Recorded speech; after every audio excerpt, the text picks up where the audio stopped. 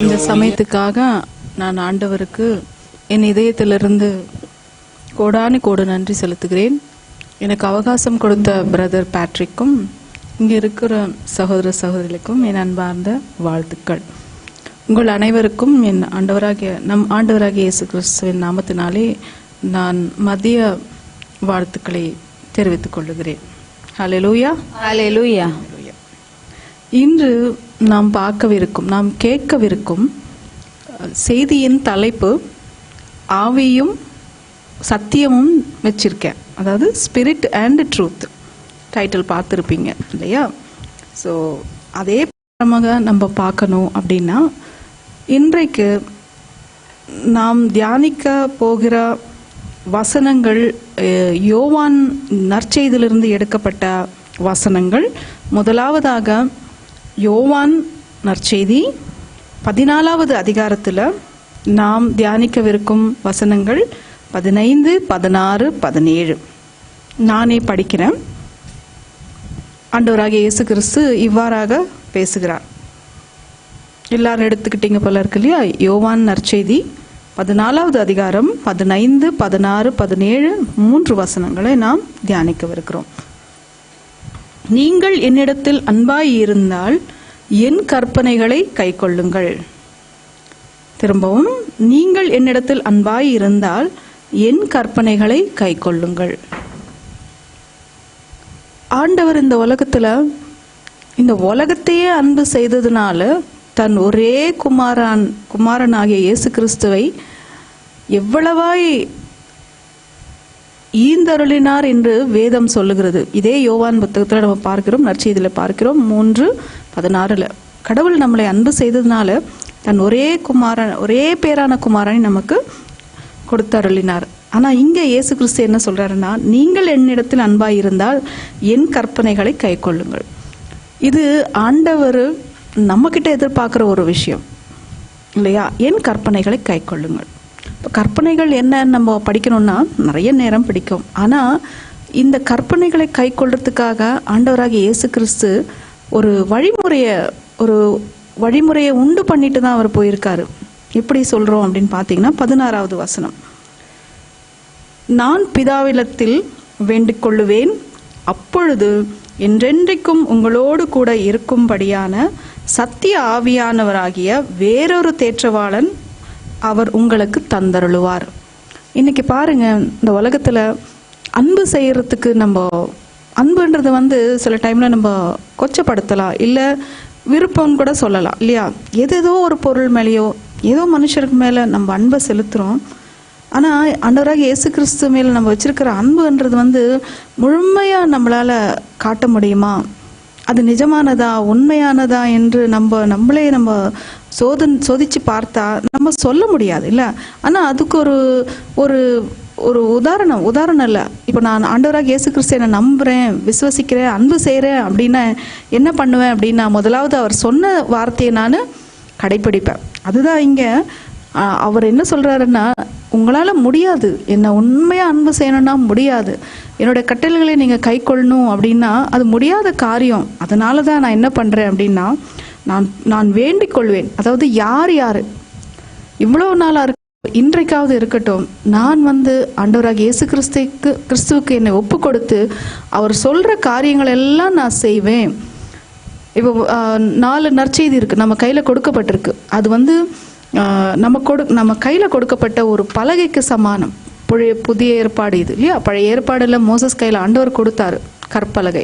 ஆனா இன்னைக்கு புத்தகமா நம்ம கையில ஆண்டவர் கொடுத்திருக்கிற ஒரு கற்பலகை, டேப்லெட்னு இங்கிலீஷ்ல. அது என்னன்னு பாத்தீங்கன்னா, அதுல கற்பனைகள் இருக்கு, அதுல சட்டம் இருக்கு, அது என்ன சொல்லுவாங்க, சாசனங்கள் எழுதப்பட்டிருக்கு, நிறைய விஷயங்கள் இருக்கு, அதுல நீதிகள் இருக்கு, தீர்ப்புகள் இருக்கு, எல்லாமே இருக்கு. இது நம்ம கையில கொடுத்துட்டு ஆண்டவராக இயேசு கிறிஸ்து என்ன சொல்றாருன்னா, என் கற்பனைகளை நீர் கை கொண்டா நீங்கள் என்னை அன்பு செய்கிறீர்கள்.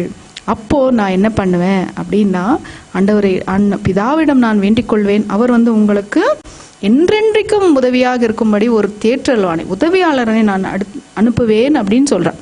இது 2வது வசனம், அதாவது 16வது வசனம்.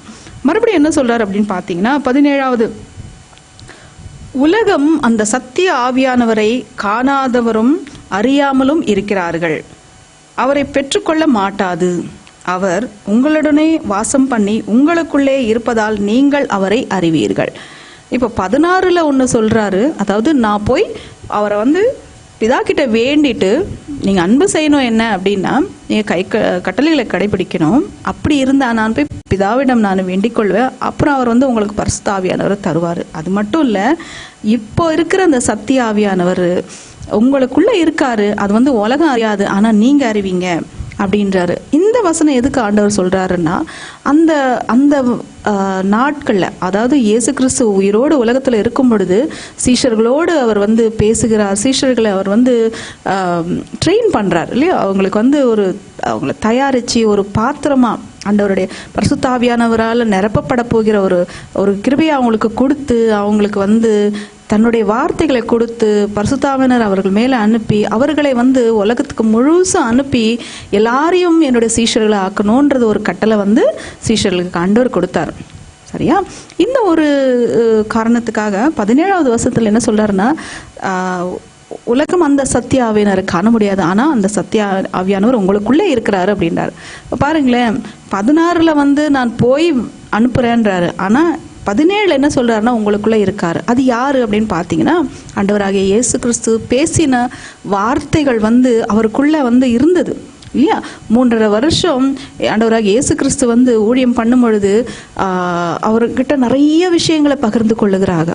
பாருங்களேன், இப்போ ஒரு நல்ல ஒரு விஷயம் சொல்லணும் அப்படின்னா, இந்த யோவான் நற்செய்தியில எல்லா இடத்திலும் படிச்சு பார்த்தீங்கன்னா, முழுசா படிச்சு பார்த்தீங்கன்னா, இயேசு வந்து தனியா சந்திக்கிறார் நிறைய பேரை.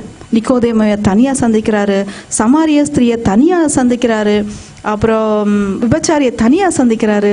அங்க சீஷர்களே இல்லை. ஆனா யோவான் வந்து இதெல்லாம் எப்படி எழுதியிருக்காரு? நம்ம நினைச்சு பார்த்தா அது வந்து ஒரு நம்ம அறிவு கெட்டாத ஒரு உண்மை. அப்படின்னா என்ன அர்த்தம் அப்படின்னா, ஆண்டவராகிய இயேசு கிறிஸ்து யோவானுக்கு சொல்லி இதை எழுத வச்சிருக்காரு இல்லையா? தனியா மீட் பண்றாரு, எல்லாரையும் தனியா சந்திச்சு அவர் சொல்ற காரியங்கள் எல்லாம் வந்து யோவான் கிட்ட கொடுத்து எழுத வச்சிருக்காரு. அப்படின்னா என்ன அர்த்தம்னா, இயேசு கிறிஸ்து இதெல்லாம் எதுக்காக வந்து பண்ணி இருந்தார் அப்படின்னா, அந்த சீஷர்களை தயார் பண்ணணும். 70 பேர் ஆண்டவர் தேர்ந்தெடுத்தார். ஆனா அதுல கடைசியில அவரோடு இருந்தவர்கள் அப்படி பாத்தீங்கன்னா 12. அதுலயும் யூதாஸ் இஸ்காரியோத்து அவர் வந்து காட்டி கொடுத்துட்டான் இல்லையா? 11 பேர் தான் கடைசியில ஆண்டவரால் தயார் பண்ண முடிஞ்சது. சீஷர்களாக நிறைவாகி பரிசுத்த ஆவியானவர் அவர்கள் மேல அனுப்பி அவர்களை அப்போஸ்தலர்களாக அனுப்பினார் ஆண்டவர். பாருங்களேன், சீஷர்களாக அழைத்து அவர்களுக்கு அபிஷேகம் கொடுத்து அவர்களை அனுப்பினார் என்று பைபிள் சொல்லுவது. அனுப்பப்படும் போது அவர்கள் வந்து அப்போஸ்தலர்களாக மாறிவிட்டார்கள். அப்போஸ்தலர்கள் அப்படின்னா சென்ட்னு வாங்க இங்கிலீஷ்ல, அனுப்பப்பட்டவர்கள். எதுக்காக அனுப்பப்பட்டவர்கள்? அவங்க மறுபடியும் போய் உலகத்துக்கு ஆண்டவராகிய இயேசு கிறிஸ்து வார்த்தையை சொல்லி அபிஷேகம் கொடுத்து, இயேசு கிறிஸ்து என்ன சொன்னாருன்னா, நான் போய் அனுப்புறேன் பரலோகத்துல இருந்து ஆவியை கொடுத்தாரு இல்லையா? அதே ஆவி இவங்க கூட என்ன பண்ணுவாங்கன்னா அனுப்பி மற்றவங்க மேல பரிசுத்த ஆவியானவர் கொடுத்து அவர்களையும் சீஷர்களா மாத்துவாங்க, இயேசு கிறிஸ்துக்கு சீஷர்களா மாத்துவாங்க. இது ஒரு வழிமுறை. அது 2000 வருஷத்துக்கு முன்னாடி நடந்த விஷயம். ஆனா இன்னை வரைக்கும் அது இப்படித்தான் நடக்கணும்ன்றது வந்து ஆண்டவர் எழுதி நம்ம கையில இந்த நற்செய்தி ஆண்டவர் கொடுத்திருக்கிறார். ஸோ அதுதான் நம்ம பார்க்குறோம் 17வது வசனத்துல.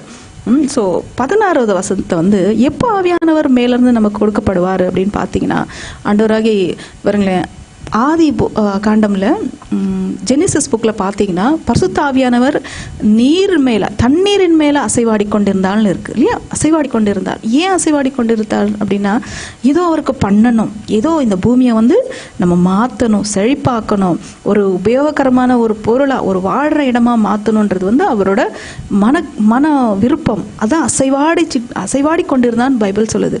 அப்போ அதுக்கப்புறம் பரிசுத்த ஆவியானவர் எப்போ வந்தார் அப்படின்னு பார்த்தீங்கன்னா, ஆண்டவராகிய இயேசு கிறிஸ்து தண்ணீரில் மூழ்கி ஞானஸ்தானம் எடுக்கும் பொழுது நம்ம படிக்கிறோம், யோவான் நற்செய்தியில நம்ம படிக்கிறோம், ஆண்டவர் அதாவது பரிசுத்த ஆவியானவர் புறா வடிவில் வந்து இறங்கி அவர் மேலே தங்கினார்னு இருக்கு. அதாவது அவர் மேலே அசைவாடினார். என்ன பண்ணாருன்னா, தன்னோட மகன் மேல அசைவாடி அவரை எங்க எடுத்துட்டு போகணும், யாரை தயார் பண்ணணும், யார்கிட்ட எப்படி பேசணும். பாருங்களேன், இதே யோவான் நற்செய்தியில் என்ன கொடுக்கப்பட்டிருக்குன்னா, ஆண்டவராகிய இயேசு கிறிஸ்து செய்த புதுமைகள்லாம் ஒரு புக்கில் எழுதுறோம்னா இந்த உலகமே கொள்ளாதுன்னு எழுதியிருக்கார். இது சத்தியம் இல்லையா? நான் சொல்றது இல்லை. யோவான் வந்து ஆண்டவரோட கூட நடந்த ஒரு சிஷ்யனு. அதாவது இதுதான் முதலாவது ஆண்டவர் அன்பு செய்த சிஷ்யன் யாருன்னு பார்த்தீங்கன்னா, அது வந்து யோவான் இல்லையா, அவர் எழுதி வச்சிருக்கார், சத்தியத்தை எழுதி வச்சிருக்கார் இல்லையா. ஸோ அதே மாதிரி தான் இன்னைக்கு அவர் வந்து அந்த பரிசுத்த ஆவியானவர் அவர் மேலே இருந்ததுனால அது வந்து அபிஷேகம் சொல்லுவாங்க. அவர் மேலே தங்கி இருக்கும்போது அது அபிஷேகம் பண்ணினார் ஆண்டவர்னு இருக்கு. அதே அபிஷேகம் வந்து ஆண்டவராக இயேசு கிறிஸ்து யார் மேலே கொடுத்தார் அப்படின்னா, பிறந்து அவர் மரணிச்சு அவர் உயிர் தெழுந்து பரலோகத்துக்கு போய்விட்ட பிறகு பரிசுத்த ஆவியானவர் அப்போஸ்தலர் கொடுத்தார். ஸோ அந்த அப்போஸ்தலர் மேலே பரிசுத்த ஆவியானவர் தங்கி இருந்தார். தங்கி இருந்ததுனால தான் அவங்க எல்லாம் என்ன பண்ணாங்க, உலகம் முழுவதும் போய் அவங்கள பல ஜனங்களை சீஷர்களை ஆக்குனாங்க. பத்திரிகை நம்ம படிக்கிறோம், காஸ்பிள் செய்தியில் செயின்ட் பால் எழுதின பத்திரிகை நிருபங்கள் இருக்குது, எல்லாரும் எழுதுகிற நிருபங்கள் இருக்குது. அதெல்லாம் என்ன எதை குறிக்குது அப்படின்னா, பரிசுத்த ஆவியானவர் யார் மேலே தங்கி இருந்தாரோ அவர்கள் வழியாக ஆண்டவர் வந்து உலகத்தையே மாற்றி மனுஷர்களை மாற்றினான். அப்படிப்பட்ட ஒரு காரியம் நம்ம பார்க்குறோம். பாருங்களேன், இன்றைக்கி நம்ம நிறைய விஷயத்தில் நம்ம புலம்பி தவிக்கிறோம். 18வது வசனம் என்ன சொல்லுதுன்னா, நான் உங்களை திக்கற்றவர்களாக விடேன், உங்களிடத்தில் வருவேன் அப்படின்னார். சரி, இந்த ஒரு நிகழ்ச்சியில் நம்ம என்ன கற்றுக்கணும் அப்படின்னா, முதலாவது ஆண்டவராகிய இயேசு கிறிஸ்து என்ன சொல்லியிருக்காரு, வேதத்தில் 4 புக்கில் என்ன சொல்லியிருக்காரு, நம்ம இந்த உலகத்தில் வாழக்கூடிய ஒரு வழிமுறைகளை சொல்லியிருக்காரு. கட்டளை இருக்குது, நீதி நியாயங்கள் இருக்குது, அதில் ஒவ்வானங்கள் வழியாக ஆண்டவர் நிறைய காரியங்களை சொல்லியிருக்காரு. இப்படி தான் வாழணும்னு சொல்லியிருக்காரு. இதுதான் வழிமுனர். I am the way the truth and the life, நானே வழியும் சத்தியம் ஜீவனுமாக இருக்கேன்றால இதெல்லாம் அவர் கொடுத்துருக்காரு. அது நம்ம கடைப்பிடிக்கிறோம்னு நினைக்கும் போது உண்மையாக நம்ம ஆண்டவராக இயேசு கிறிஸ்துவை நம்ம அன்பு செய்கிறோம். அப்போ என்ன பண்ணுவாருன்னா, ஆண்டவர் இயேசு வந்து பரிந்துரை பண்ணுவார் பரலோகத்தில். அப்பா, இவங்க வந்து நீங்கள் என்ன அனுப்பின காரியம் வந்து இவங்க பண்ணணும்னு நினைக்கிறாங்க இல்லையா, ஒரு குடும்பத்தில் ஒரு அன்பாக இருக்கணும்னு நினைக்கிறாங்க, பிள்ளைகளோடு உறவில் வந்து நல்லபடியாக இருக்கணும்னு நினைக்கிறாங்க, நல்ல வேலை பண்ணணும்னு நினைக்கிறாங்க, உழைக்கணும்னு நினைக்கிறாங்க, ஊழியம் செய்யணும்னு நினைக்கிறாங்க, இவங்களுக்கெல்லாம் நீங்கள் தானேப்பா அவங்களுக்கு சகாயம் பண்ணணும் அப்படின்னா உடனே மேலேருந்து பரிசுத்த ஆவியானவர் கீழே வந்து நம்ம மேலே தங்கி இருப்பார். தங்கி இருக்கும் பொழுது என்ன நடக்குதுன்னா, நிறைய பெரிய காரியங்கள் நம்ம செய்ய முடியும். அதாவது வெறும் ஊழியத்தில் மட்டும் இல்லை, குடும்பத்தில் கூட ஒரு சமாதானம், அன்பு, பரஸ்பர ஸ்நேகம், ஒருத்தருக்கு ஒருத்தருக்கு விட்டு கொடுக்குற ஒரு மனப்பான்மை. பாருங்களேன், ஆண்டவராக இயேசு கிறிஸ்து நமக்கு காட்டின ஒரு வழிமுறை என்னன்னு பார்த்தீங்களா, கடைசியில் அவர் மரணிக்கும் போது எல்லாரும் அவரை சேர்ந்து அடிக்கிறாங்க இல்லையா, எல்லாம் விட்டுட்டா கூட அந்த கடைசி தருணத்தில், பிதாவே இவர்கள் என்ன செய்கிறார்கள் என்று இவர்கள் அறியாமல் இருக்கிறார்கள், மன்னியுங்கள் சொன்னார் కదా இல்லையா. அந்த ஒரு மனசு நமக்கு வர வரைக்கும் சில நேரங்கள் நம்ம கட்டுக்கள் உடையாமல் இருக்கலாம், சில வியாதிகள் தீராமல் இருக்கலாம். ஏன்னா பாருங்களேன், ஒரு கிருபையினால் தான் ஆண்டவர் நம்மளை ஒரு கிறிஸ்தவர்களாக எண்ணிக்கொண்டார். ஏதோ ஒரு பிறப்புனால வந்தது இல்லை கிறிஸ்தவர்களாக இருக்கிறது. ஆண்டவர் ஒரு நமக்காக ஒரு பிளான், ஒரு பிரணாளிக்கான்வாங்கல தெலுங்குல இல்லையா, ஒரு திட்டம் வச்சிருக்கார் ஆண்டவர் நமக்காக. இவங்களை இப்படி இந்த குடும்பத்தில் வச்சு, இந்த குடும்பத்தில் அந்த பிள்ளைகளை நான் ஆசீர்வதிக்கணும். அப்ரஹாம் அவர் அழைச்சாரு, ஒரு இடத்துல வச்சாரு, அவர் பிள்ளைகளை ஆசீர்வதிச்சார், ஐசக் ஆசீர்வதிச்சார், இஸ்மாயில் கூட ஆசீர்வதித்தார். அவர் வழியாக பூமியே ஆசீர்வதிக்கணும் ஒரு ப்ராமிஸ் கொடுத்தாரு. அவரோட ஆசீர்வாதம் இன்னைக்கும் கலாத்தியர் 3:13-14 நமக்கு எல்லாருக்கும் கொடுக்கப்பட்டிருக்கு. நம்மளால பூமி ஆசீர்வதிக்கப்படும் அப்படின்னா குடும்பம் ஆசீர்வதிக்கப்படாதா? நம்ம பிள்ளைகள் ஆசீர்வதிக்கப்பட மாட்டாங்களா? இதுக்கெல்லாம் தாண்டி தான் அவர் பூமியை ஆசீர்வதிக்கிறேன்றார். நம்மளால் பூமியே ஆசீர்வதிக்கப்படும், செழிப்பாக மாறுன்றது ஆண்டவர் நம்ம கொடுத்தா வாக்குத்தத்தம். நம்ம சின்ன சின்ன வாக்குத்தத்துக்காக நம்ம ஓடி ஓடி கேட்டு நம்ம பண்ணுறோம். ஆனால் பெரிய ஆசீர்வாதம் ஆண்டவர் சிலுவையில் நமக்காக கொடுத்தார். கரெக்டாக? ஸோ நமக்கு வந்து முதலாவது பரிசுத்த ஆவியானவர் வேணும். ஆண்டவரோட கட்டளை ஃபாலோ பண்ணணும் அப்படின்னா ஆண்டவர் வந்து பரிசுத்த ஆவியானவர் தலைமையில் எப்போ தங்கியிருப்பார். அது அபிஷேகத்தை குறிக்கிறது. அடுத்தது என்னன்னு பார்த்தீங்கன்னா, அப்போஸ்தலருக்கு வந்து சிஷ்யர்களாக இருக்கிறாங்க. இயேசு கிறிஸ்து பேசும்போது உங்களுக்குள்ளே இருக்காரு அப்படின்றாரு. அது எப்படி இருக்க முடியும்? ஆண்டவராகிய இயேசு கிறிஸ்து வார்த்தை வந்து ஒரு ஆவியும் ஜீவனுமாய் இருக்குன்றாரு. யோவான் நற்செய்தியிலே மறுபடியும் பார்த்தீங்கன்னா 6:63 நான் பேசின வார்த்தைகள் உங்களுக்கு ஆவியும் ஜீவனுமாய் இருக்கு அப்படின்றாரு.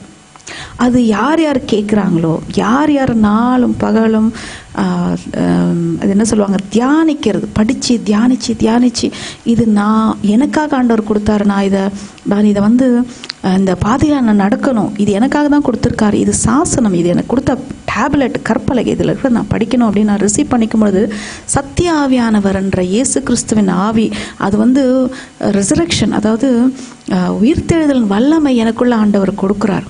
அந்த வார்த்தையின் வழியாக கொடுக்குறார். நிஜமாங்க, வார்த்தையை படிக்கிறவங்க இருக்கிறாங்க. அடுத்தது படிச்சுட்டு ஓகே இது படிச்சிட்டோன்னு சொல்லி நம்ம பைபிளை மூடி வச்சிருக்கிறவங்களும் இருக்கிறோம்.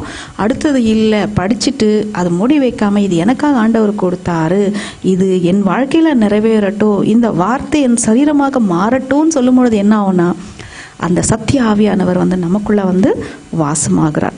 அதுதான் நம்ம ஒரு உண்மை சொல்றோம். என்னன்னா இயேசு கிறிஸ்துவை நான் சொந்த என்னுடைய ஆண்டவராகும். ஆண்டவர்னா என்னது? என்னை ஆண்டு நடத்துகிறவர் என்னுடைய ஆண்டவர், அவர் என்னுடைய ரட்சகர். எதுக்கு ரட்சகர் சொல்றோம் நம்மனா, டெய்லி பாருங்களேன், சத்ரு ஏதோ அவனுக்கு ஒரு திட்டம் இருக்கும், பெரிய திட்டம் இருக்கும். இந்த உலகம் என்னோடதுன்றது அவனோட கோரிக்கை. ஆனால் ஆண்டவர் மேபி இருக்கலாம், ஆனால் என்னோட டைம் வரல. ஒரு டைம் வரும்பொழுது எடுத்துக்கொள்ளப்படுதல் தினத்தில் ஒரு டைம் வரும்பொழுது அப்போ நம்மளை எல்லாம் எடுத்துட்டு போயிடுவார் இல்லையா? அது வரைக்கும் என்னன்னா இவனுக்கு நேரம் கொடுக்கப்பட்டிருக்கு. ஸோ அவன் என்ன பண்ண அப்படின்னா, எதுக்கு இவங்கெல்லாம் என் கையில் இருந்தாங்களே, நீங்கள் எதுக்கு இவங்களை என் கையிலேருந்து நீங்கள் பறிச்சுக்கிட்டீங்கன்னு இயேசு கிறிஸ்துவோட போராட முடியாது, நம்மளோட போராடும். எப்போ இவங்களை இயேசு கிறிஸ்து திரும்ப எடுத்துக்கலாம், இவங்ககிட்ட திரும்ப எடுத்துக்கலாம், சின்ன சின்ன காரியங்கள் வழியா அவங்க நம்மளை திருடணும்னு நினைப்பான். அப்போ இந்த வார்த்தை நம்ம கையில் இல்லைன்னா, இந்த வார்த்தை நம்ம படித்து இது என்னது தான் இந்த வார்த்தை, இது என்னோட சரீரம் மாறத்துக்காக தான் ஆண்டவர் கொடுத்தாரு அப்படின்னு நம்ம எடுத்துக்கொள்ளும் பொழுது சத்ரு எந்த ஒரு விதத்திலும் நமக்கு எந்த ஒரு வழியிலையும் நம்மளோட நமக்கு எந்த தீங்கும் அவனால் பண்ணவே முடியாது. இது நீதியின் பாதை, இது ஒரு நீதி. அதுக்கு தான் ஆண்டவராக இயேசு கிறிஸ்து என்ன சொல்றாரு, தேவனுடைய ராஜ்யத்தையும் நம்ம தேடணும், ஆனால் அதனோடு கூட அவருடைய நீதியும் தேட சொல்றாரு. இது ஒரு நீதின்னு வார்த்தை சொல்லுது. அதுக்கு தான் பாருங்களேன், யோவான் நற்செய்தியில 15வது அதிகாரத்துல 7வது வசனம் இப்படியாக கூறுகுது. நல்ல ஒரு வசனம் பாருங்களேன். நீங்கள் என்னிலும் என் வார்த்தைகள் உன்னிலும் நிலைத்திருந்தால் நீங்கள் கேட்டுக்கொள்வது எதுவோ அது உங்களுக்கு செய்யப்படும். நீங்கள் என்னிலும், எப்படி அது நீங்கள் என்னிலும்னா, பரிசுத்த ஆவியானவரோட என்ன சொல்லுவாங்க, தொடுதல், அபிஷேகம். அவர் நம்ம மேல தங்கி இருக்கும் பொழுது நம்ம அவருக்குள்ள இருக்கிறோம்ன்றதான் உண்மை. அது எப்போ நடக்கும்? அவருடைய கட்டளைகளை நான் கடைப்பிடிக்கிறேன், அவருடைய வார்த்தையை படிக்கிறேன், இது வார்த்தை எனக்காக குறிக்கப்பட்டிருக்கு, இந்த வார்த்தைகளை நடக்க நான் சித்தமாக இருக்கேன்னு சொல்லும் பொழுது பரிசுத்த ஆவியானவர் நமக்கு கொடுக்கப்படுவாங்க. அவர் நம்ம கூடவே நம்ம தலைமையில் தங்கியிருப்பார். ஸோ நான் அவரில் இருக்கும் பொழுதும் அது மட்டும் இல்லை, என் வார்த்தைகள் உங்களில் நிலைத்திருந்தால், ஆண்டவராகிய இயேசு கிறிஸ்துவோட வார்த்தை என்னுள்ள நிலைச்சி இருக்கணும். நிலைத்திருப்பது அப்படின்னா என்னன்னா அபைடுன்றது. இங்கிலீஷில் அபைடுனா பிரிக்க முடியாத ஒரு நிலைமை, பிரிக்கவே முடியாது. அது அப்படிப்பட்ட ஒரு உறவு ஆண்டவராகிய இயேசு கிறிஸ்து தூங்கும் போதோ நடக்கும் பொழுதோ தியானிக்கணுன்றாங்க வார்த்தை. அப்படி தியானிக்கிறவங்க வாயில என்ன வரும்னா இயேசு இயேசுன்னு உடனே வரும். ஒரு கஷ்டம் வரும்போது இயேசு அப்படின்னு ஒரு வார்த்தை வந்துடும். சடனா நம்ம நடக்கும் பொழுது தடுக்கிற மாதிரி இருந்தா கூட இயேசுவா அப்படின்னு, ஏசையா, இயேசுவா, இல்லை ஜீசஸ்ன்னுவோம். எப்படி பிரிக்க முடியாது. தூங்கினாலும் பிரிக்க முடியாது, நடந்தாலும் பிரிக்க முடியாது, படுத்தாலும் நம்ம ஆண்டவராகிய இயேசு கிறிஸ்து நம்மளேருந்து பிரிக்க முடியாது. அப்படிப்பட்ட ஒரு வாழ்க்கை நம்மக்கிட்ட இருக்கா? நீங்கள் என்னிலும் என் வார்த்தைகள் உங்களும் நிலைத்திருந்தால் நீங்கள் கேட்டுக்கொள்வது எதுவோ அது உங்களுக்கு கொடுக்கப்படும். இது ஒரு ப்ராமிஸ் தான்ல, வாக்குத்தத்தம். இது ஒரு ப்ராமிஸ். இந்த ஒரு ப்ராமிஸ் எப்போ நடக்கும் பாருங்களேன். இதை நான் எழுதி வச்சுட்டு ஒரு போர்டுலையோ இல்லை ஒரு சீட்டில் எழுதி வச்சுக்கிட்டு இல்லை வீட்டில் அதை நான் மாட்டி வச்சுட்டு இருந்தால் நடக்குமா இந்த காரியம்? இல்லை. அவர் என்ன சொல்கிறாருங்களா, என்ன சொல்கிறார்? சுத்தமாக இருக்கணும், ஆண்டவர் வழியில் நடக்க. அடுத்தது அவரோட வார்த்தையை நான் படிக்கணும். அது எப்படி படிக்கணும்? அது எனக்கு சொல்லியிருக்காரு ஆண்டவர் அப்படின்னு சொல்லும் பொழுது அவர் நம்ம கேட்டுக்கொள்வது எது வேணாலும். ஆனால் இங்கே ஒரு உண்மை சத்தியத்தை நான் சொல்கிறேன். அந்த மாதிரி பரிசுத்த ஆவியானவர் நம்ம இருக்கும் பொழுதும் ஆண்டவராகிய இயேசு கிறிஸ்து வார்த்தை நமக்குள்ளே இருக்கும் பொழுது என்ன நடக்கும்னா, நல்லா ஜெபிக்கிறவங்க என்ன கேட்பாங்கன்னா, ஆண்டவரே சித்தத்துக்கு ஒப்பு கொடுக்குறேன்னு தான் கொடுப்பாங்க. யாரும் எதுவுமே கேட்க மாட்டாங்க, எனக்கு இது வேணும் அது வேணும்னு கேட்க மாட்டாங்க. ஆண்டவரே சித்தம். அன்னை மரியாள் அப்படிதான் ஜெபிச்சாங்க இல்லையா? கபிரியல் சமன்ஸ் உனக்கு ஆண்டவர் ஒரு ஆண் குழந்தைய தேவனாகிய குமாரன் உங்க வயிற்றில் பிறப்பான் அப்படின்னா வார்த்தை வருது. வார்த்தை வரும்பொழுது இதோ ஒன்று அடிமைன்னு சொல்றாங்க இல்லையா? அந்த வார்த்தையை ஏற்றுக்கொள்ளும் போது பரிசுத்த ஆவியானவர் வந்துடுறார். பாருங்களேன். அப்போ அது ஐ எம் த ஹேண்ட்மெய்ட் ஆஃப் த லார்டுன்றாங்க, தோ அடியேன் அப்படின்றாங்க. ஸோ இந்த ஒரு கட்டத்துக்குள்ள வரவங்க, இந்த ஒரு நிலைமைக்குள்ள வரவங்க ஜெபமே பண்ண மாட்டாங்க. ஏன்னா ஒரே ஒரு ஜெபம் இருக்கும், என்னன்னா உங்களுடைய சித்தம் என்னுள் நிறைவேறட்டும், ஏன்னா இந்த பக்கம் பார்த்தீங்கன்னா பரிசுத்த ஆவியானவர், எனக்குள்ள பார்த்தீங்கன்னா ஆண்டவரோட வார்த்தை. அது அந்த அவங்க 2 பேருமே வந்து ஒரு பிளான் வச்சு தான் இங்கே என்ன பூமிக்கு எடுத்துகிட்டு வந்திருப்பாங்க இல்லையா. அவங்க அந்த பிளான் பிரகாரம் நடத்திக்கிட்டே போவாங்க. அது சில டைமில் கஷ்டமாக இருக்கும். ஆனால் அதனோட முடிவு பார்த்தீங்கன்னா அது வந்து அது அற்புதமாக இருக்கும். அது எந்த ஒரு சுச்சுவேஷனாக, வியாதி சமயமாக இருக்கலாம், இல்லை ஏதோ ஒரு காரியத்தில் இருக்கலாம், அது வந்து யாருமே அதை நம்ப முடியாது. அப்படிப்பட்ட ஒரு காரியங்கள் நம்ம வழியாக ஆண்டவர் நடத்தணும்னு ஆசைப்படுறாரு. இதுதான் சத்தியம்.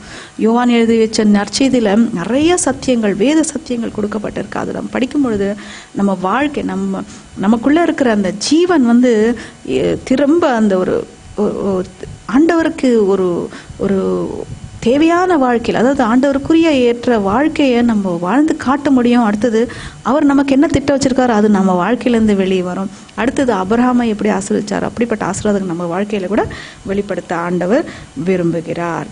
இன்னொரு இடத்துல பார்த்தீங்கன்னா பாருங்களேன், இன்னைக்கு எல்லாரும் அழைக்கப்பட்டிருக்கோம். என்னது அப்படின்னா என்ன அழைக்கப்பட்டிருக்கோம் அப்படின்னா என்ன அர்த்தம் பார்த்தீங்கன்னா, இயேசு யோவான் நற்செய்தியில் 8வது அதிகாரத்தில் 31வது வசனத்தில் என்ன சொல்லியிருக்காருன்னா, இயேசு தம்மை விசுவாசித்த யூதர்களை நோக்கி, நீங்கள் என் உபதேசத்தில் நிலைத்திருந்தால் மெய்யாகவே நீ என் சீஷராய் இருப்பீர்கள், சத்தியத்தை அறிவீர்கள், சத்தியம் உங்களை விடுதலை ஆக்கும்.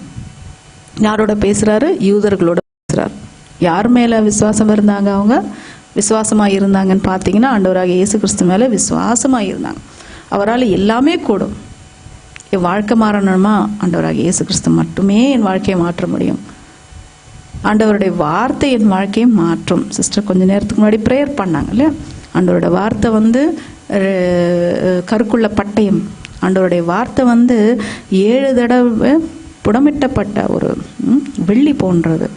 அந்த ஆண்டவருடைய வார்த்தை வந்து ஒரு அக்கினியானது. ஆண்டவருடைய வார்த்தை வந்து ஒரு தண்ணிக்கு சமம் சொல்லுவாங்க. தண்ணி எப்படி அழுக்கெல்லாம் வந்து கழுவி அதை எடுத்துட்டு போடணும். சீஷர்கிட்ட கூட ஆண்டவராக இயேசு கிறிஸ்து சொல்றாரு, நான் பேசிய வார்த்தைகள்னால நீங்கள் வந்து பரிசுத்தமாக இருக்கிறீர்கள்னு சொல்றாரு. வார்த்தைக்கு ஒரு வல்லமை இருக்கு. வார்த்தைக்கு ஒரு என்ன வல்லமை இருக்குன்னா, மனுஷனோட நிலைமையே மாற்றக்கூடிய, சிந்தனையை மாற்றக்கூடிய சக்தி, சரீரத்தில் இருக்கிற வியாதிகளை மாற்றக்கூடிய சக்தி, இதயத்தில் இருக்கிற பயத்தை எடுத்து போடுற சக்தி, அது கலவரம், கன்ஃபியூஷன், சந்தேகம், கோபமும், அப்புறம் வந்து பார்த்தீங்கன்னா ஆத்திரம், அப்புறம் வந்து மன்னிக்க முடியாத தன்மை, இதெல்லாம் எடுத்து போடக்கூடிய சக்தி ஒன்றே ஒன்றுக்கு தான் இருக்காது. ஆண்டவராக இயேசு கிறிஸ்து பேசி வைத்த வார்த்தைகள் மட்டுமே தான், தவிர வேற எதுவுமே இல்லை. இப்படிப்பட்ட வார்த்தைகளை நம்ம எப்படி வந்து ரிசீவ் பண்ணிக்கணுன்றதான் இங்கே ஆண்டவர் சொல்றாரு, நீங்கள் என் சீஷராகுங்கள். நமக்கு கொடுத்த அழைப்பு ஆண்டவர் இன்னைக்கு நம்ம தெரிஞ்சுக்கிறது என்னன்னா, நம்ம எல்லாரையுமே ஆண்டவர் சீஷர்களாக அழைச்சிருக்காங்க. என்ன சொல்றாருன்னா, நீங்கள் என் உபதேசத்தில் நிலைத்திருந்தால் மெய்யாகவே என் சீஷராயிருப்பீர்கள். அதாவது எல்லா விஷயத்துக்கும் இயேசு கிறிஸ்து பைபிள் நற்செய்தி படிக்கணும். எனக்கு என்ன ஆண்டவர் வச்சிருக்காரு இந்த ஒரு நிலைமையில, இந்த ஒரு காரியத்துல, இந்த ஒரு விஷயத்துக்காக எனக்கு ஆண்டவர் என்ன சொல்றாரு அப்படின்னு நம்ம நற்செய்தியை திறந்து படிக்கும் பொழுது என்ன ஆகும்னா, அது எதை குறிக்குதுன்னா, ஒரு சீஷர் வந்து ஒரு குரு கிட்ட வந்து கேட்குற மாதிரி இல்லையா, கவுன்சிலிங் எடுக்கிறது, கன்சல்ட் பண்ணுறது இல்லையா, என்ன பண்ணலாம், எதுக்கு இது நடக்குது பாருங்களேன். அந்த காலத்தில் பழைய ஏற்பாடில் பார்த்தீங்கன்னா பெண்களை பற்றி நான் பேசுகிறேன். ரெபேக்காவோட ஐசேக்கோட மனைவி ரெபேக்காள் இல்லையா, ஆண்டவர்கிட்ட அவள் வந்து ஒரு விஷயத்தை குறித்து அவள் வந்து விசாரித்தாள் இருக்கு. அன்னைக்கு அந்தம்மா விசாரிச்சதுனால தான் ஆண்டவர் வந்து யாக்கோபை ஆசீர்வதித்து, யாக்கோபு வழியா 12 கோத்திரங்கள் வழியா இஸ்ரவேல் நாடு இன்னைக்கு உருவாயிருக்கு. ஒரு பெண். புதிய ஏற்பாடுல பார்த்தீங்கன்னா அன்னை மரியாள். அதே மாதிரி புதிய ஏற்பாடுல இன்னும் வேற அவங்கள பார்த்தீங்கன்னா மார்த்தாள், மேரின்னு ஒரு அம்மா இருக்காங்க. அந்த அம்மா வந்து ராத்திரி பகலும் இயேசு கிறிஸ்துவோட பாதத்தில் உட்கார்ந்து அவங்க நற்செய்தியை கேட்டுக்கிட்டே இருப்பாங்க. ஆண்டவராக இயேசு கிறிஸ்து வாயின் வழியாக ஒவ்வொரு வார்த்தையும் நற்செய்தின்னு வாங்க. நற்செய்தின்னா அதுதான் குட் நியூஸ். அவர் சொல்றது எல்லாமே நல்ல செய்தி, எதுவுமே பேட் நியூஸ் கிடையாது. ஹல்லேலூயா. அதுதான் பாருங்களேன், ஏவாளுக்கு ரொம்ப இஷ்டம், நல்லது கெட்டது தெரிஞ்சுக்கணும்னு சொல்லி என்ன பண்ணாங்க, விருப்பப்பட்டாங்க. ஆனால் நல்லதும் தெரிஞ்சுக்கிட்டாங்க, கெட்டதும் தெரிஞ்சுக்கிட்டாங்க. எப்படி? ஆண்டவர் சொன்னது நமக்காக சொன்னார், நல்லது சொன்னார். அப்போ அந்த பழம் சாப்பிட்ட பிறகு தான் அந்த அம்மாவுக்கு தெரிஞ்சது, கொடுத்து நம்மளை ஏமாத்தின சத்துரு சாத்தானன்னு. அப்போ தான் அவங்களுக்கு கெட்டது தெரிஞ்சுது. அது வரைக்கும் அவங்களுக்கு தெரியல. அந்த சத்ரு பேசும்பொழுது ஒரு கொரிந்தியர் புக்கில் எழுதப்பட்டிருக்கு, அது ஒளியின் தூதனா, ஒளியில் பேசும்பொழுது நமக்கு தெரியல நம்ம கெட்ட வேணும், நீ கடவுள் ஆகணும்னு விரும்புறியானா ஆமாம், நல்லது கெட்டது தெரியணுமா ஆமாம், சாப்பிடு இந்த பழத்தை. கண்ணு ஓப்பன் ஆகுது அந்த அம்மாவுக்கு. கண் ஓப்பன் ஆகும்பொழுது அப்போ தான் தெரியுது ஆண்டவர் நல்லவர், இவன் கெட்டவன். அல்லேலூயா. ஸோ ஆண்டவர் ஆகிய இயேசு கிறிஸ்து வாயிலிருந்து வந்த ஒவ்வொரு வார்த்தையும், அதாவது 4 புக்கில் எழுதப்பட்ட ஒவ்வொரு வார்த்தையும் குட் நியூஸ். ஸோ அந்த குட் நியூஸ் ஒரு சீஷராக இருந்து நம்ம எடுத்துக்கொள்ளும் பொழுது என்ன நடக்குதுன்னு பார்த்தீங்கன்னா, என்ன நடக்கும்னு சொல்லுங்கன்னா, சத்தியத்தை நீங்கள் அறிவீர்கள், உண்மை என்ன என்று நீங்கள் அறிவீங்க. பாருங்களேன், இன்னைக்கு நம்ம எல்லா காரியத்தையும் ஒரு மேலோட்டமாக பார்க்குறோம். மழை பெய்யுது, மழை பெஞ்சா நமக்கு கோல்டு பிடிக்கும், மழை பெஞ்சா ஒத்துக்காது. சில காரியங்கள், எல்லா காரியங்களும் இன்னைக்கு நீங்கள் உட்கார்ந்து எல்லா காரியத்தை குறித்து அலசி பாருங்கள், ஆராய்ச்சி பாருங்கள். சத்தியமா இல்லை, அதில் ஏதாவது அசத்தியம் இருக்கா, பொய் இருக்கான்னு பார்க்கணும் இல்லையா? ஆனால் முடியாது அது உட்காந்து பார்த்தா. ஆனால் ஒரு நல்ல விஷயம் என்னென்னா, ஆண்டவராகிய இயேசு கிறிஸ்துவோட வார்த்தையை நம்ம சீஷராக அது ஏற்றுக்கிட்டோன்னு வச்சுக்கோங்களேன், நமக்கு யாருமே போதிக்க வேண்டாம், நமக்கு ஆட்டோமேட்டிக்காக தானாகவே இது நல்லது இது கெட்டதுன்னு தெரிஞ்சுக்கும். குறிப்பாக பெண்கள் இல்லையா, கொஞ்சம் ஜாஸ்தியாகவே பயம் வைப்போம் இல்லையா, கெட்டது இது வானா, அது செய்யாது, இது பண்ணாத. அப்படிப்பட்ட வாழ்க்கை இல்லை.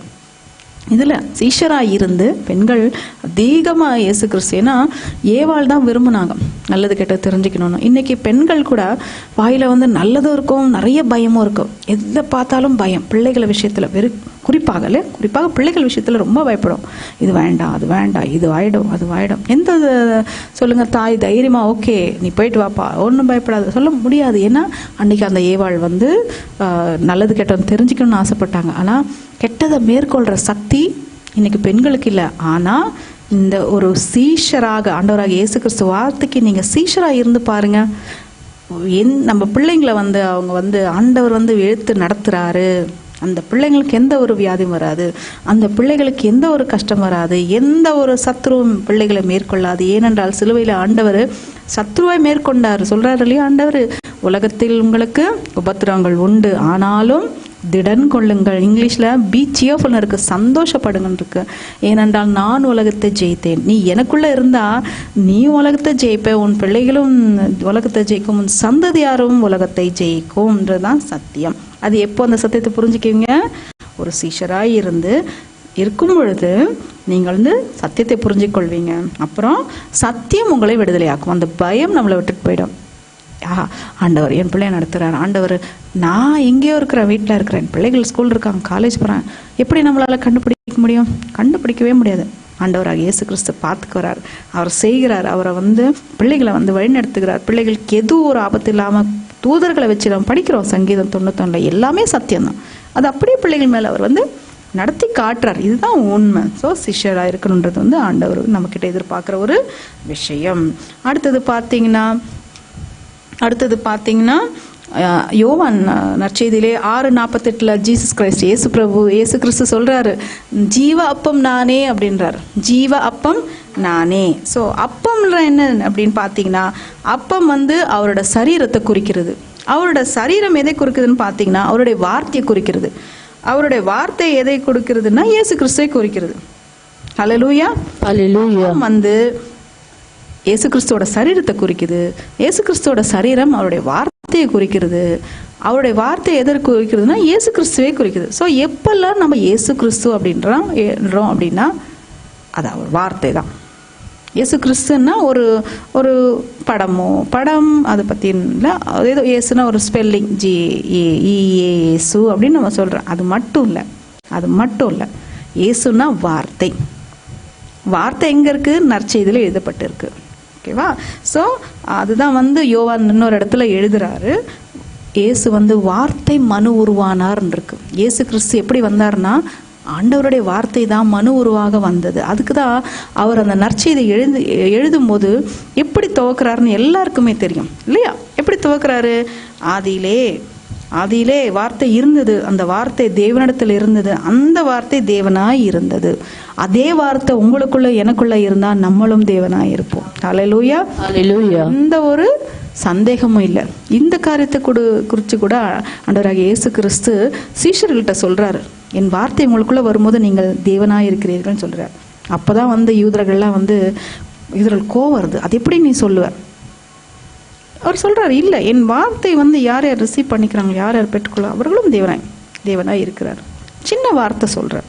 ஆண்டவர் அந்த ஏதேன் தோட்டத்தில் அந்த கனியை சாப்பிட வேண்டாம், நல்லது கெட்டது கனி சாப்பிட வேணான்னு சொல்லும்போது சாப்பிட்டுட்டாங்க. அப்போ ஆதி காண்டம்ல 3:22 படிச்சு பார்த்தீங்கன்னா அப்புறமா பாருங்க. அப்போ கடவுள் என்ன சொல்றாரு? இவர்களும் நம்மை போல் தேவர்கள் ஆயிட்டாங்க அப்படின்றாரு. இவர்கள் நம்மை போல கடவுள் ஆயிட்டாங்க, நல்லது கெட்டது தெரிஞ்சிச்சுன்றார். இது ஆண்டவர் தானே சொன்னது, நம்ம யாருமே சொல்லலை இல்லையா? ஆனால் எப்போ சீஷர்களாக இருந்து இயேசு கிறிஸ்துவோட வார்த்தையை நம்ம தெரிஞ்சுக்கிட்டு அதன் வழியை நடக்கிறதுக்கு நாளும் கிழமையை நம்ம ஒப்பு கொடுத்து ஜெபிக்கும் பொழுது, வார்த்தை நீ என்னிலும் என் வார்த்தைகள் உன்னிலும் நிலைத்திருந்தால் நீ கேட்டுக்கொள்வது எதுவோ அது உங்களுக்கு தரப்படும், செய்யப்படும். இது டிவைன் ப்ராமிஸ், இது பரலோக வாக்குதானம். இது நம்ம கிடைக்காது, இது இல்லையா? சீக்கிரத்தில் கிடைக்காது. ஆனால் ஒப்பு கொடுக்கும் பொழுது அதை நம்ம ஈஸியாக பெற்றுக்கொள்ள முடியும். பாருங்களேன், அதுக்கு தான் நிறைய இடத்துல ஆண்டவர் யோவான் நற்செய்தியில் நிறைய படித்து பார்த்தீங்கன்னா தன்னோட வாக்கியம் தன்னுடைய வார்த்தை எவ்வளோ முக்கியம்னு சொல்கிறாரு. இன்னும் ஒரு இடத்துல பார்த்தீங்கன்னா ஜீவாப்பம் நீங்கள் என்னிலும், இந்த வார்த்தையெல்லாம் முடிஞ்சது. ஒரு இடத்துல சொல்றாரு, ஐ am the way, the truth and the life. நானே வழியும், நானே சத்தியம், நானே ஜீவனுமா இருக்கேன்றார். அப்படின்னா என்னங்க? நற்செய்தியில் நம்ம பார்க்கணும், ஐ எம் ஜீசஸ், ஐ என்றார். அந்த இடத்துல வேர்டுன்னு போட்டு பாருங்க, அந்த இடத்துல வேர்டுன்னு போட்டு பாருங்க. Word is the way, word is the truth, word is the life. I am the true vine. அப்படின்னா word is the true vine, you are the branches. எங்கெல்லாம் நான் அப்படின்னு இயேசு கிறிஸ்து சொல்றாரோ நற்செய்தி இன்னைக்கு எடுத்துக்கோங்க. அதுல I am the bread of life. the word is the bread of life. அதை ஜீவாப்பம் நானே, என்னை புசிக்கிறவன் அவன் தாழ்ச்சி அடைய மாட்டான், அவனுக்கு நித்திய ஜீவன் கொடுக்கப்பட்டிருக்கு அப்படின்னா என்ன அர்த்தம்? ஐ எம் த பிரெட்னானது வேர்டு தான் அப்பம். அந்த வேர்டை புசிக்கிறவங்களுக்கு நித்திய ஜீவன் கொடுக்கப்படுன்றது இல்லையா? இந்த வேர்டில் தான் நம்ம வாழ்க்கை இருக்கு. பாருங்க, இன்னொரு இடத்துல ஆண்டவர் என்ன சொல்றாருன்னா, என் வார்த்தையை கேட்டு அதன்படி நடவாதவனுடைய வாழ்க்கை எப்படி இருக்கும்னா மண்ணு மேல கட்டப்பட்ட ஒரு வீடு மாதிரி இருக்கும். அதே ஒருவன் அந்த வார்த்தையை கேட்டு அதை செய்யணும் அப்படின்ற ஒரு மனசோட செய்ய நினைக்கும் பொழுது என்ன ஆகுனா பரிசுத்த ஆவியானவர் வந்துடுவார். ரைட்டா? அப்போ அந்த வார்த்தை நமக்குள்ள மனு எடுக்கும் பொழுது என்ன ஆகுனா நம்ம வாழ்க்கை எப்படி இருக்கும் அப்படின்னா கல்லு மேல கட்டப்பட்ட பாறை மேல கட்டப்பட்ட ஒரு குடும்பமா நம்ம வாழ முடியும். அப்போ புயல் அடிக்கலாம், வெள்ளம் வரலாம், எந்த ஒரு இதுவான வரலாம், ஆனா எதுவுமே அந்த வீட்டை அசைக்க முடியாது, வீட்டை தள்ளி போட முடியாது. ஸோ இப்படிப்பட்ட ஒரு வாழ்க்கை நம்ம இன்னைக்கு தெரிஞ்சுக்கிட்டோம். ஆனால் ஒன்று முதலாவது நம்ம எங்கே ஸ்டார்ட் பண்ணோம் அப்படின்னா ஆண்டவருடைய வசனம் தியானிக்கிறது, படிக்கிறது மட்டும் இல்லை, தியானிக்கிறதுல அது எனக்காக கொடுக்கப்பட்டிருக்கு. இதயம் என்ற ஒரு கற்பலையில் அது எழுதப்படணும். அது ஒரு சீஷியாக இருந்து அதை ஏற்றுக்கொள்ளும்போது பரிசுத்த ஆவியானவர் நம்ம மேலே தங்கி இருக்கும்போது தான் நமக்கு இன்னைக்கு என்ன சொல்லுவாங்க, ஒரு காப்புதல் அன்வாங்கல்ல, ப்ரொடெக்ஷன் நமக்கு. பாருங்களேன், சங்கீதம் 91 என்ன கொடுக்கப்பட்டிருக்குன்னா, உன்னதமானவருடைய நிழலில் வாழ்கிறவன் இருக்கு. நிழல்னா பரிசுத்த ஆவியானவரோட அசைவாடுதல் தங்கி இருக்கணும். அது எப்போ வரும்னா ஆண்டவர் சித்தத்துக்கு ஒப்பு கொடுத்து படித்து அதை வாழ்க்கையில் ஒரு சீஷனாக இருக்கும்போது மட்டும்தான் உன்னதமானோட நிழல் வரும். அடுத்தது அவனோட வார்த்தை, இயேசு கிறிஸ்துவோட அது வார்த்தைகள் எதுக்கு நமக்கு 4 புக்கில் எழுதப்பட்டிருக்குன்னா புதிய ஏற்பாடு. அது புதிய ஏற்பாடு. பழைய ஏற்பாடு இயேசு கிறிஸ்து நிறைவேற்றிட்டார். அப்படின்னா என்ன அர்த்தம்? பழைய ஏற்பாடு மனுஷர்கள் ஃபாலோ பண்ண முடியல. முடியாததுனால அது பாவம் நிறைஞ்சு என்ன ஆயிடுச்சுன்னா அந்த பாவத்தை எல்லாம் ஆண்டவர் என்ன பண்ணாரு, இயேசு கிறிஸ்து மேலே போட்டுட்டு நிறைவேற்றிட்டார். முடிச்சிச்சு. இனிமேல் வேண்டாம் உங்களுக்கு அந்த வாழ்க்கை. இனிமேல் புதிய ஏற்பாடுனா புதிய புதிய திராட்சை ரசம், புதிய துருத்தில இப்படி புதிய துருத்தியாக இருக்கணும். புதிய வார்த்தையை நம்ம ரிசீவ் பண்ணிக்கும் போது எதையும் கிழிக்காது. பழைய துருத்தியாக இருந்து புதிய ஏற்பாடு கிழிச்சிரும் இல்லையா? புதிய துருத்தியில் பழைய ஏற்பாடு இருந்தாலும் கிடைச்சிரும். ஸோ எல்லாமே நமக்கு ஆண்டவர் in Christ I'm new creation, இது படிச்சிருப்பீங்க இல்லையா? கிறிஸ்துவிலே நான் ஒரு புது சிருஷ்டியாக இருக்கிறேன். ஹல்லேலூயா. ஒரு வாழ்க்கை நம்ம எல்லாருக்கும் கிடைக்கும்படியாக நம்ம ஒரு சின்ன ஜெபத்தை ஏறெடுத்து இந்த ஒரு மெசேஜை நாங்கள் முடிச்சுக்கொள்ளணும்னு விரும்புகிறேன். ஹல்லேலூயா. அன்பின் நல்ல பிதாவே, உமக்கு ஸ்தோத்திரம் அப்பா. இந்த நேரத்துக்காக உமக்கு ஸ்தோத்திரம் ஆண்டவரே. அப்பா, இந்த ஒரு காணொலியில் இருக்கிற எல்லா சகோதர சகோதரிகளையும் ஆண்டவரே உடைய கரங்களை ஒப்புக்கொடுக்கிறோம் ஆண்டவரே. அப்பா, அவர்களுக்காக எங்கள் எல்லாருக்காகவும் ஆண்டவரே உமது ஒரே பேரான குமாரனை இவ்வளவாய் அன்பு கூர்ந்த எங்களுக்கு தந்தருளி ஆண்டவரே, எங்களுக்கு எந்த ஒரு ஆபத்து இல்லாமல் ஆண்டவரே கடைசி காலத்தில் ஆண்டவரே உம்மோடு வாழ இட்டர்னல் லைஃப் எங்களுக்கு முடிவில்லா ஜீவம் எங்களுக்கு ஆண்டவரே. காமுக்கு ஸ்தோத்திரம் அப்பா. அது மட்டும் எங்களுக்கு இல்லை ஆண்டவரே. இந்த உலகத்துல நாங்கள் வாழ்ற வாழ்க்கையிலும் கடைசி நாட்கள் வழியில உங்களோடு நான் கூட இருக்கிறேன் என்று ப்ராமிஸ் செஞ்சிருக்கீங்க அப்பா. உங்களோட அப்போஸ்தலருக்கு சதா காலம் உங்களோடு நான் கூட இருப்பேன்னு சொல்லியிருக்கிறேன் ஆண்டவரே. இன்றைக்கும் நீங்க எங்க கூட இருக்கிறீங்க அப்பா. சத்திய வேதத்துல இருக்கிறீங்க. ஆவியின் மேல ஆவியாக எங்க மேல அசைவாடி கொண்டு இருக்கிறீங்களா ஆண்டவரே. நாங்கள் ஒவ்வொருவரும் எங்களை ஒரு சீஷியாகவும் ஒப்பு கொடுத்து ஜெபிக்கிறோம் ஆண்டவரே. இந்த நாட்கள்ல ஆண்டவரே கோலும் கைத்தடியுமாய் உடைய ஆவியும் உடைய வார்த்தையை எங்கள் கொடுத்திருக்கிறீங்களே, இந்த கோலையும் கைத்தடியும் நாங்கள் வச்சு ஆண்டவரே மலைகளையும் ஆண்டவரே குன்றுகளையும் ஆண்டவரே தாண்டி செல்லக்கூடிய ஒரு சக்தி எங்களுக்கு ஒப்பு கொடுத்து ஜெபிக்கிறோம் ஆண்டவரே. சிலுவையிலே என்னை ஏற்றுக்கொண்ட ஆண்டவரே, வலிகள் வேதனைகள் ஆண்டவரே நோய்கள் எல்லாவற்றிலும் ஆண்டவரே எங்கள் நோய்களை ஆண்டவரை எடுத்து போட்டீர். எங்கள் பலவீனங்களை நீர் எடுத்து போட்டீர் ஆண்டவரே. மத்தேயு புக்கில் ஆண்டவரே 8:31 ஆண்டவரை நீங்க சொல்லி இருக்கிறீங்க அப்பா. என் நோய்களை நான் சுமந்துட்டேன், உன்னுடைய பாவங்களை நான் சுமந்து தீர்த்து விட்டேன் நான் சொல்லியிருக்கிறேன் ஆண்டவரே. உம்முடைய வார்த்தைகளை நாங்கள் எடுத்துக்கொள்ளும் பொழுது ஆண்டவரே அப்படிப்பட்ட ஒரு வார்த்தை எங்களுக்குள்ளாக வேலை செஞ்சு ஆண்டவரே பரிபூர்ண சுகத்தை நாங்கள் பெற்றுக்கொள்ளும்படியாக ஒவ்வொரு சகோதர சகோதரியும் நான் ஒப்பு கொடுத்து ஜெபிக்கிறோம் ஆண்டவரே. எல்லாம் முடிந்து விட்டதுன்னு சொல்லிட்டீங்க ஆண்டவரே. நாங்கள் செய்யறதுக்கு ஒண்ணுமே இல்லை ஆண்டவரே. எங்களோட விசுவாசம் மட்டும் நாங்கள் பலப்படும்படியான ஒரு காரியத்தை எங்களுக்குள்ள ஆண்டவரே நீங்கள் உருவாக்கி தருமாறு ஒரு சீஷியாக இருக்கும்படியான ஒரு கிருபை எங்க எல்லாரும் மேல பொழிந்திருக்கோம் கொடுத்து ஜெபிக்கிறோம் ஆண்டவரே. உம் சித்தம் மட்டுமே எங்க வாழ்க்கையில் நடைபெறட்டும். எங்க குடும்பங்கள் மேலேயும் பிள்ளைகள் மேலேயும் ஐசியா புக்ல 51 கடைசி வசனத்துல நீங்க சொல்லி இருக்கீங்க ஆண்டவரே. உடன்படிக்கையின் ஒரு முக்கிய அம்சம் என்னன்னா உங்களுடைய வார்த்தையும் உங்களுடைய ஆவியும் எங்கள் மேலும் எங்கள் பிள்ளைகள் சந்தானத்தின் மேல வைத்திருக்கிறீங்க சொன்னீரே. அந்த வார்த்தைக்காக உமக்கு நன்றி சொல்லி ஆண்டவரே. கொடுத்த நேரத்திற்காக உமக்கு நன்றி சொல்லி ஆண்டவரே. சகோதர சகோதரிகளை ஒப்பு கொடுத்து ஜெபித்து ஆண்டவரே அவர்கள் வாழ்க்கையில் ஆண்டவரே சாட்சிகள் மேலும் பெருகும்படியாக மேலும் ஆண்டவரே அவர்களே ஒரு சாட்சிகளாக உருவாகும்படியான ஒரு நிலைமையை அவங்க வாழ்க்கையில ஆண்டவரே நீர் கொண்டு விடும்படியாக ஆண்டவராக இயேசு கிறிஸ்து நாமத்தினாலே நாங்கள் ஜெபிக்கிறோம் நல்ல பிதாவே. ஆமென்.